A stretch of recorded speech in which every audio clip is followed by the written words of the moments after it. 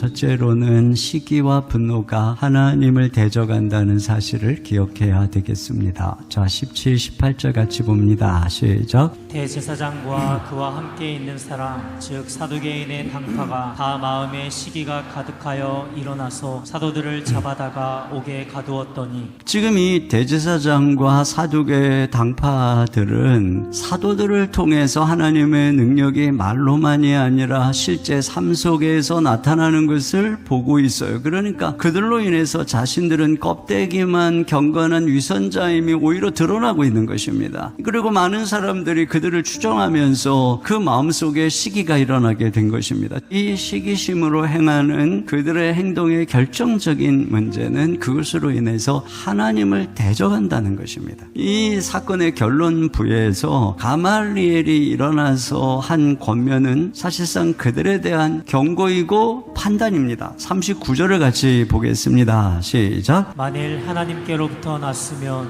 너희가 그들을 무너뜨릴 수 없겠고 도리어 하나님을 대적하는 자가 될까 하노라 하니. 결국은 이 시기심으로 하나님을 대적하는 것입니다. 그러므로 우리가 누군가를 시기하거나 질투할 때 우리는 그것으로 인해서 하나님을 혹여나 대적하지는 않을까, 그러한 내 안의 죄를 살펴봐야 합니다.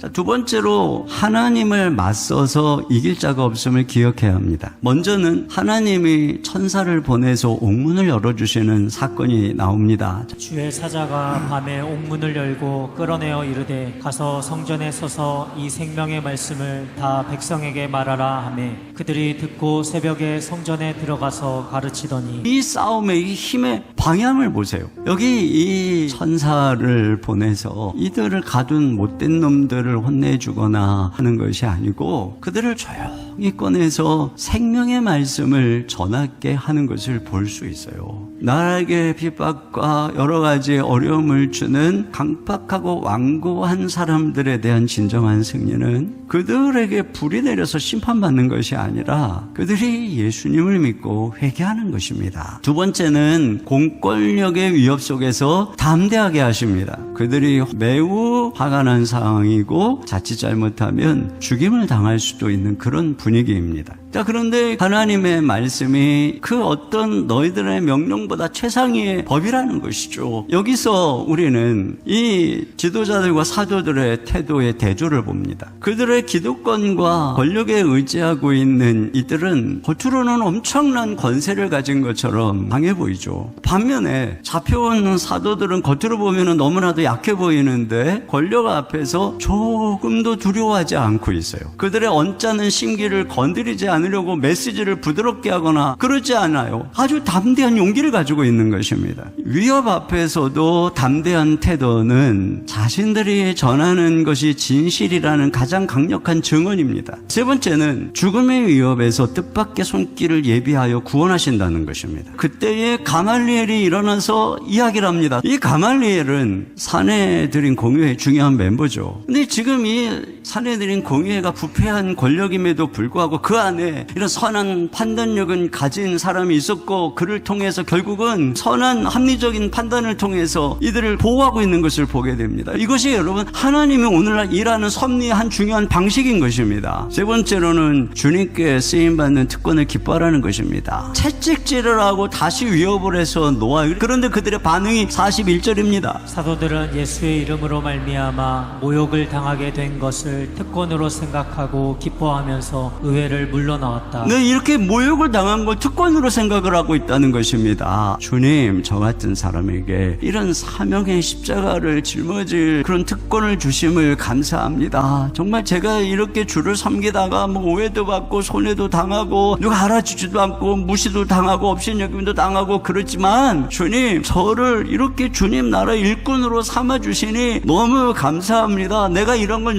감당할 존재라고 여기고 나를 그렇게 신뢰해 주시니 정말 영광입니다. 십자가를 지고 주님을 따라가면 이와 같은 것입니다. 주님이 나를 그런 자로 인정해 주시고 나를 통해서 이 땅에 하나님의 일을 이루어가시는 그 특권과 영광으로 인해서 마음속에 말할 수 없는 기쁨이 있는 것이에요. 마지막 42절입니다. 시작. 그들이 날마다 성전에 있든지 집에 있든지 예수는 그리스도라고 가르치기와 전도하기를 그치지 아니하니. 네, 이것이 바로 이 싸움의 결론이고 승리인 것입니다. 우리가 아무리 힘들고 어려운 상황이어도 우리가 복음을 말하고 가르치고 있다면 여러분은 이기고 있는 것입니다. 우리는 지난 21년 동안 가르치고 치유하고 전파하는 일을 위해 달려왔어요. 이를 위해 기도하고 전도하고 애를 썼습니다. 이 일을 통해 여기까지 달려왔고 우리는 앞으로도 계속 달려가야 되는 것이, 이것이 우리의 싸움의 본질이고 이것이 우리가 이기는 것입니다. 우리가 기도해야 되는 것입니다. 세상이 악할수록, 세상이 완고할수록 담대해야 됩니다. 우리에게 이런 능력이 필요한 것입니다. 그 권능과 능력이 충만한 교회 될 수 있기를 주님의 이름으로 축원합니다.